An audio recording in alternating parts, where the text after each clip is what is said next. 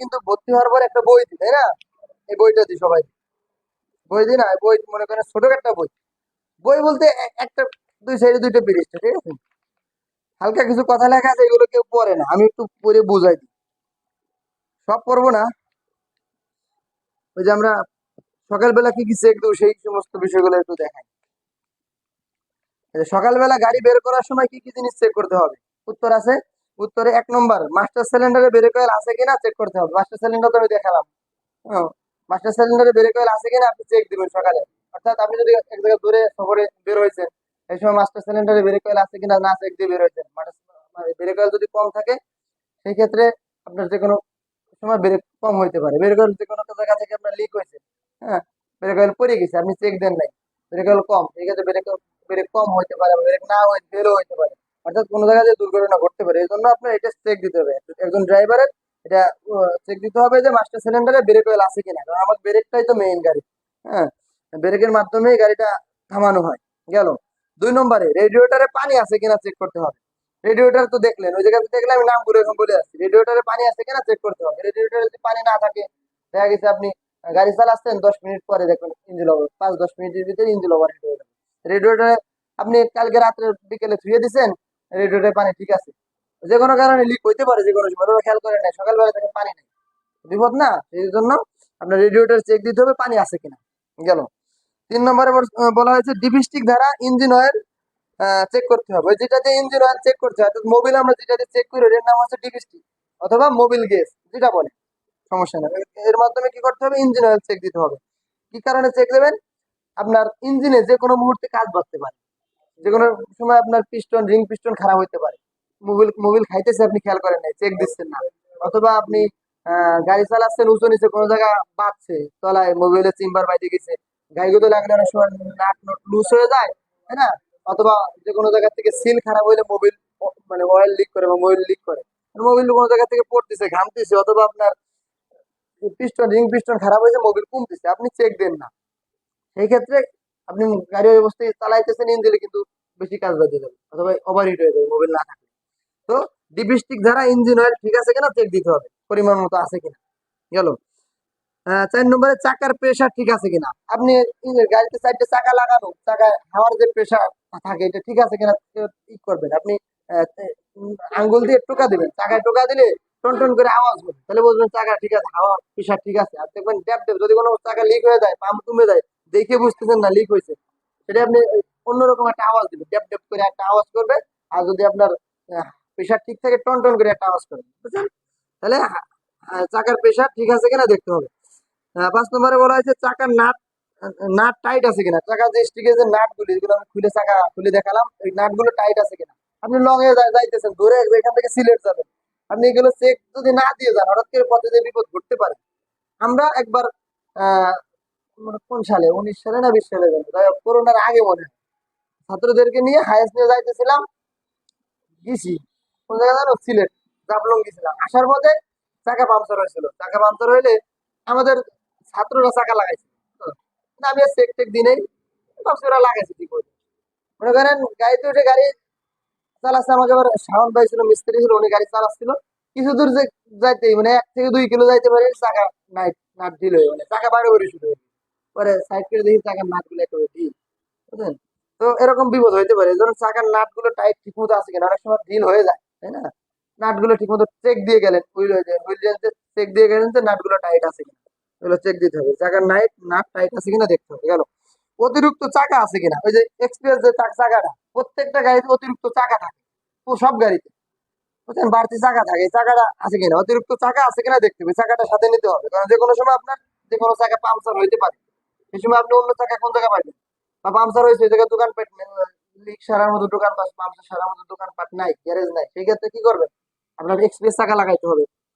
অথবা এমন জায়গায় করছেন যে আশেপাশে দোকানপাট নাই বা সারার সময় নাই, এক্সপ্রেস মানে লিক সারার সময় নাই, সেই ক্ষেত্রে আপনি এক্সপ্রেস চাকা লাগাই চলে যাইতে হবে, পরে আবার যেটা পাংচার হয়েছে ঠিক করে নিতে হবে। হ্যালো। 7 নম্বরে বলা হয়েছে চাকা খোলা এবং লাগানোর যন্ত্রপাতি ঠিক আছে কিনা। চাকা খোলা এবং লাগানোর যন্ত্রপাতি আছে কিনা, ঠিক আছে না, আছে কিনা, এটা মানে সঙ্গে আছে কিনা এটা।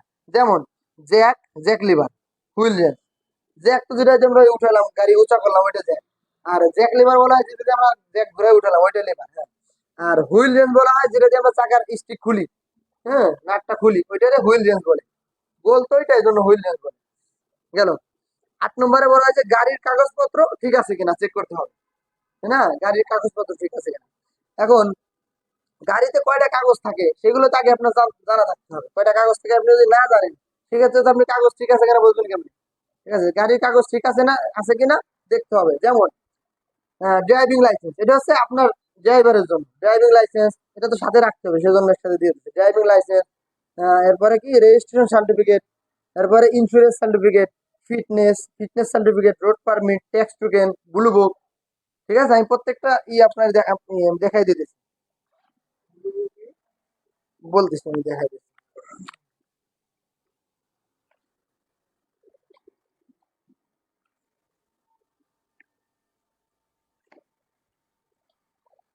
প্রথম বলা হয়েছে ড্রাইভিং লাইসেন্স, এটা হচ্ছে কি ড্রাইভিং লাইসেন্স, বুঝছেন?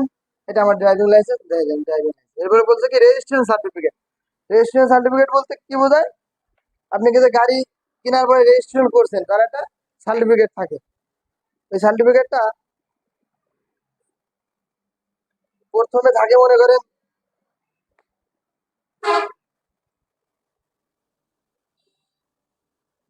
এরকম একটা ব্লু বুক থাকে, registration certificate, blue book, smart card, বুঝছেন? এই তিনটে এক জিনিস। তিনটে একবারে তিন মনে করা হয় না, তিনটে তিনবারে হয়। প্রথমে হয় একটা ব্লু বুক, হয় গাড়ির একটা ব্লু বুক হয়, অর্থাৎ প্রথম গাড়ি কিনলে একটা বই থাকে এরকম। আগে এই বইগুলো ছিল স্মার্ট কার্ড, এখন তো স্মার্ট কার্ড দেয়, আগে এই বইগুলো ছিল বইতে প্রত্যেক সিল দিয়ে দিয়ে লেখা রাখে ব্লু বুক। হ্যাঁ, ব্লু বুক কি হওয়ার পরে, ব্লু বুকের পরে আসবে কি আপনার একটা রেজিস্ট্রেশন, এরকম একটা কাগজ আসবে, রেজিস্ট্রেশন সার্টিফিকেট, বুঝছেন? এই রেজিস্ট্রেশন সার্টিফিকেট যখন শেষ হয়ে যাবে, রেজিস্ট্রেশন সার্টিফিকেটের পরে কি আসবে আপনার স্মার্ট কার্ড আসবে, যেখানে লেখা আছে রেজিস্ট্রেশন সার্টিফিকেট। মানে প্রথমে এই রেজিস্ট্রেশন সার্টিফিকেটটা রূপ হবে কি বইয়ের মতো, তারপরে রূপ আসবে কোন ভাবে এরকম একটা, তারপরে রূপ আসবে ডাইরেক্ট স্মার্ট কার্ড। এই তিনটে জিনিসের নাম, মানে তিনটে জিনিস একটাই জিনিস। ব্লু বুক হইলে বই, আর স্মার্ট কার্ড হলে স্মার্ট কার্ড, রেজিস্ট্রেশন সার্টিফিকেট হলে এরকম থাকবে। সেটা আবার স্মার্ট কার্ড পর্যন্ত হলে এটাই রেজিস্ট্রেশন সার্টিফিকেট, বুঝছেন? তাহলে ড্রাইভিং লাইসেন্স দেখালাম, এবার রেজিস্ট্রেশন সার্টিফিকেট এটা। এরপরে ইন্স্যুরেন্স সার্টিফিকেট। ইন্স্যুরেন্সটা এখন লাগে না, বুঝছেন? আগে ইন্স্যুরেন্স লাগতো, এটা গাড়িতে ইন্স্যুরেন্স করা লাগতো। এখন ইন্স্যুরেন্সটা সরকার করে দিয়েছে, এটা করা লাগবে। এটা হচ্ছে ইন্স্যুরেন্স সার্টিফিকেট। ইন্স্যুরেন্স গেল। এখন ইন্স্যুরেন্স বাদ, এরপরে আছে কি ফিটনেস। ফিটনেস সার্টিফিকেট, গাড়ির যে ফিটনেস, এখানে লেখা আছে দেখেন ফিটনেস সনদ, দেখেন গাড়ির ফিটনেস, আপনার গাড়িটা কি ফিট আছে না আনফিট আছে সেটা আপনার প্রত্যেক বছর বিএরটিতে, এখন 2 বছর করে, প্রত্যেক 2 বছর পর বিএরটিতে নিয়ে এটা ফিটনেস করে আনতে। আপনার গাড়ি যে ফিট আছে এটা ওটা দেখে চেক করে আপনার এই ফিটনেসটা দিবে। যদি আনফিট থাকে তাহলে দিবে না। ফিটনেসের ভিতর আপনার ফুল গাড়ির ডিটেলসটা আছে, যেরকম গাড়ির নাম্বার, সন কোন সনে তৈরি হয়েছে, গাড়ির number, chassis number, engine number, চাকার সাইজ, টায়ারের সাইজ, রিং এর সাইজ সব দেওয়া আছে। ও গাড়ির ওজন, কয়টা সাইলেন্সার, কতটুকু ওয়েট আছে, ঠিক আছে, সব টোটাল দেওয়া আছে। তাহলে এটা হচ্ছে কি ফিটনেস, গাড়ির ফিটনেস ঠিক আছে কিনা সেটা জন্য এটা গেল। এরপরে কি বলছে রুট পারমিট। এই দেখেন এই রোড পারমিটটা থাকে কি গাড়িতে, যদি গাড়িটা ভাড়াকৃত গাড়ি হয় সেই গাড়িতে রোড পারমিট থাকে, এটা আমি একটু পরে বলতেছি। রোড পারমিট বাদ দিয়ে এরপরে এটার পরে ফিটনেসের পরে আছে ট্যাক্স টোকেন। ট্যাক্স টোকেনটা এই যে এরকম এই লেখা আছে ট্যাক্স টোকেন। ট্যাক্স টোকেন এই টোকেনের মাধ্যমে আমরা কি করি, সরকারে ভ্যাট দিই, ট্যাক্স দিই, বুঝছেন? এই টোকেনটা।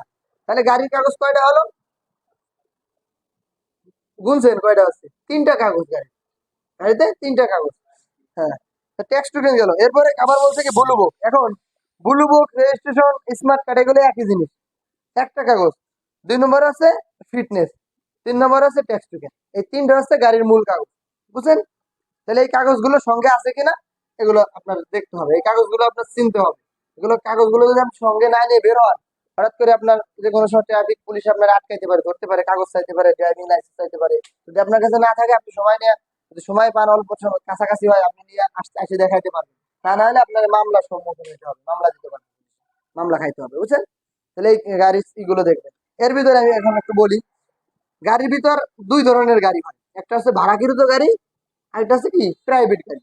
ভাড়াকৃত গাড়িগুলো বুঝবেন কিভাবে, ভাড়াকৃত গাড়িতে কাগজও একটা বেশি থাকে, রোড পারমিটটা বেশি থাকে। আর প্রাইভেট গাড়িতে রোড পারমিট থাকে না, বুঝলেন? ভাড়াকৃত গাড়িতে 4টে কাগজ থাকে, আর প্রাইভেট গাড়িতে 3টা কাগজ থাকে, বুঝলেন? যেমন আহ, গাড়ির যে নাম্বার প্লেট গুলো আছে না, নাম্বার প্লেট যদি সাদা কালার, সাদা থাকে, সাদা, হ্যাঁ, হোয়াইট কালার, হোয়াইটের উপর কালো কালার, হ্যাঁ, সাদার উপর কালো, অক্ষরগুলো কালো থাকে আর নাম্বার প্লেটটা সাদা থাকে, তাহলে এটি হচ্ছে আপনার প্রাইভেট, অর্থাৎ পার্সোনাল গাড়ি। যেমন মোটর সাইকেল প্রাইভেটে যে সমস্ত নাম্বার প্লেট দেওয়া আছে, এগুলো হচ্ছে আপনার প্রাইভেট গাড়ি, পার্সোনাল গাড়ি। আর যদি আপনার গাড়ি ভাড়া কিনতে হয়, সেই ক্ষেত্রে হচ্ছে আপনার নাম্বার প্লেটটা ব্লু কালারের থাকে, ব্লু না নীল কালার বলে, সবুজ কালার, সবুজ কালার, যাই হোক, সবুজ, হ্যাঁ, সবুজের ভিতর কালো কালার থাকে, প্লেটটা সবুজ, উপরে লেখাটা কালো, এরকম সবুজ। হ্যাঁ, হলুদ, হলুদ না, হলুদ থাকে না, সবুজ। নাম্বার প্লেট হলুদ থাকে না, নাম্বার প্লেট আপনার কালো থাকে বিভিন্ন, ওটা তো মনে হয় সরকারি গাড়িতে একভাবে থাকে। তাছাড়া আপনার ভাড়াকৃত গাড়ি, ওই যে আপনি দূরের যে বাড়ি গাড়ি বলতেছেন, ওই নাম্বার হচ্ছে আপনার যদি, হ্যাঁ, হ্যাঁ, হ্যাঁ, হলুদ হয় না, হলুদ কোনো নাম্বার প্লেট হয় না। হ্যাঁ, ওটা আলাদাভাবে একটা লাগায় হলুদ, লং ভেহিকেল এরকম লেখে, কিন্তু আপনার সরকারি থেকে, বিআরটিসি থেকে যে আপনার নাম্বার প্লেট দেয়, এটা দুই ধরনের হয়। প্রাইভেট হলে আপনার সাদা কালার হবে, আর ভাড়াকৃত গাড়ি যদি হয় তাহলে ওই সবুজ কালারের হয়। বাস টাস এগুলো ট্রাক মেরা, কিন্তু লং যে গাড়িগুলো, ভারী গাড়ি, লং ভেহিকেল এরকম লেখা থাকে, ওরা এইগুলো লিখে রাখে পিছনে, হ্যাঁ? এগুলো হয়তো হলুদ দেখছেন। কারণ রাস্তার যে কাজগুলো, সিগন্যাল গুলো, এগুলো হলুদ কালারই বেশি। যেমন আপনার ট্রাক, গভর্নমেন্ট গাড়ি, এগুলো দেখবেন সামনের কেবিনটা হলুদ থাকতে হবে, এগুলো নিয়ম এরকম, সামনের কেবিন হলুদ, দেখবেন সবগুলো, বুঝছেন, হলুদ কালারে থাকবে। রাস্তার সাইন গুলো, ওই যে রাস্তায় কাজ চল দিতেছে, এই সমস্ত যে লেখা থাকে না, এগুলো সতর্কমূলক যে চিহ্নগুলো বা এগুলো থাকে, এগুলো হলুদ কালারের থাকে বেশি, বুঝলেন? যাই হোক, তাহলে এই কাগজগুলো চেনা রাখবে। এখন যদি এখন যদি ভাড়াকৃত গাড়ি হয়, তাহলে ওই সবুজ কালারের। এরপরে আরো বিভিন্ন সিস্টেমের আছে, যেমন সরকারি গাড়িগুলোকে নাম্বার দিয়ে তীর চিহ্ন দেওয়া উপরে, এরকম বিভিন্ন ইসে আছে। কিন্তু স্বাভাবিক জনগণের জন্য যে গাড়িটা, এই গাড়িগুলোকে, এগুলো বোঝায় যে সাধারণ পাবলিকের জন্য একটা প্রাইভেট গাড়ি কিভাবে থাকে, আর একটা ভাড়াকৃত গাড়ি কিভাবে থাকে। ভাড়াকৃত গাড়ি সবুজ নাম্বার প্লেট থাকবে, তাহলে বুঝবেন যে এটা ভাড়াকৃত গাড়ি, যেটা ভাড়ায় চালানোর জন্য। আর যদি আপনার প্রাইভেট গাড়ি হয়, তাহলে সাদা প্লেটের গাড়ি। এখন প্রাইভেট গাড়ির ভিতরে কিন্তু সবুজ প্লেট থাকে, হ্যাঁ, কোন গাড়িতে থাকে, যদি ট্যাক্সি হয়, প্রাইভেট তো ট্যাক্সি, প্রাইভেট হয়, জানেন, প্রাইভেট ট্যাক্সি, ট্যাক্সির কালারটা কিন্তু হলুদ, বডির কালার হলুদ, কিন্তু ওই নাম্বার প্লেট একটা সবুজ কালার থাকে। এটা ভাড়ায় চালানোর জন্য অনুমোদিত, বুঝছেন? আর এই প্রাইভেট যে গাড়িগুলো, মোটর সাইকেল, এগুলো কিন্তু ভাড়ায় চালানোর জন্য অনুমোদিত, অনুমোদিত না। কারণ এখানে লেখা আছে ভাড়াকৃত, লেখে নো দিয়ে দিচ্ছে, যে ভাড়াকৃত নো, মানে ভাড়ার জন্য না। আর ওটা ইউজ দেওয়া আছে ভাড়ার জন্য, বুঝছেন, কাগজে লেখা আছে। আপনি মনে করেন প্রাইভেট গাড়িতে ভাড়া নিয়ে যান, পুলিশে ধরলে আপনার মামলা দিবে, বুঝলেন? যাই হোক, তাহলে এই গাড়ি ওই যখন ওই আপনার নাম্বার প্লেট হবে সবুজ কালারের, হচ্ছে ভাড়াকৃত গাড়ি, ওইটা আপনার আহ, একটা হচ্ছে রেজিস্ট্রেশন সার্টিফিকেট, এরপরে ফিটনেস, 3 নম্বর হচ্ছে ট্যাক্স টোকেন, আরেকটা হচ্ছে রোড পারমিট। আপনার ভাড়ার চালানোর জন্য যে পারমিটটা, ওইটা হচ্ছে রোড পারমিট। এই হচ্ছে 4টে কাগজ। আর সঙ্গে সঙ্গে হচ্ছে আপনার নিজের ড্রাইভিং লাইসেন্স। এই মোট 5টা কাগজ সঙ্গে নিয়ে আপনার যাইতে হবে। আর প্রাইভেট গাড়ি হলে আপনার রোড পারমিটটা বাদ দিলে 4টে কাগজ হয়, নিজের ড্রাইভিং লাইসেন্স, ফিটনেস সনদ, ট্যাক্স টোকেন, আর হচ্ছে রেজিস্ট্রেশন। এটা রেজিস্ট্রেশন কার্ড যদি আপনার স্মার্ট কার্ড হয় ভালো, স্মার্ট কার্ড হলেই ভালো। তাহলে এই 4টে কাগজ আপনার সঙ্গে রাখতে হবে, বুঝতে পারছেন? কাগজগুলো বোঝার দরকার, না বুঝলে আবার দেখা গেছে পরবর্তীতে একটা গাড়ি, আপনি একটা গাড়ি নিয়ে বেরোলেন, একটা চাকরি নিতে গেছেন বা নিজের গাড়ি চালান, কাগজগুলো বুঝে একটা গাড়ি কিনতে গেলে বুঝে নিতে পারলেন না, বা চাকরি করেন, কাগজগুলোর সঙ্গে আপনি কাগজের যে প্যাকেট থাকে, প্যাকেটে আপনি এই যে ধরেন এই যে প্যাকেটে একটু করে কাগজ থাকবে, আপনি কাগজগুলো আপনার বুঝে নিতে হবে। নতুন একটা চাকরি নিছেন, আপনার এই মালিকের কাগজগুলো দেবে, আপনার কাগজগুলো বুঝে নিতে হবে যে এই কাগজ থাকে গাড়ি, কাগজগুলো ঠিক আছে, একটা কম আছে, মানে আপনারই দিচ্ছে, পরের দিন উনিও ফেলে দিয়ে দিচ্ছে, পরের দিন কিন্তু আপনারই দোষ হবে, আরেকটা কই, তাই না? সেজন্য আপনি দেখা নেওয়ার সময় দেখে নেবেন যে এই কটা কাগজ গাড়িতে আছে, আর না থাকলে বলবেন যে এটা নাই, মালিককে বলতে হবে, ঠিক আছে? যাই হোক, এই এই যে এইগুলো মনে রাখতে হবে, এই যেগুলো বললাম যে সকালবেলা একজন ড্রাইভার কি কি চেক দেবে, এগুলো আসলে নিয়ম, এটা সঠিক নিয়ম যে একজন ড্রাইভার গাড়ি বের করার আগে এগুলো চেক দিয়ে বের হবে, মোবিল টোবিল ঠিক আছে কিনা, এগুলো মোটামুটি যা বললাম এগুলো চেক দিয়ে তারপরে বের হবে। তাহলে দেখবেন আল্লাহর আমাদের পথে কোনো বিপদ টিপদ হবে না। হ্যাঁ, সঠিকভাবে আল্লাহর মধ্যে যাইতে আসতে পারবেন, দূরে সফরে যাইতে পারবেন, কোনো সমস্যা হবে না। সবসময় চেক চেক টেক দিয়ে গেলে, সতর্ক হয়ে চালাইলে গাড়ি, কোনো সমস্যা হবে না, ঠিক আছে? মানে কাগজগুলো চিনবেন, এগুলো কাগজগুলো চেনানোর জন্যই বসে আছে, এগুলো চেনানো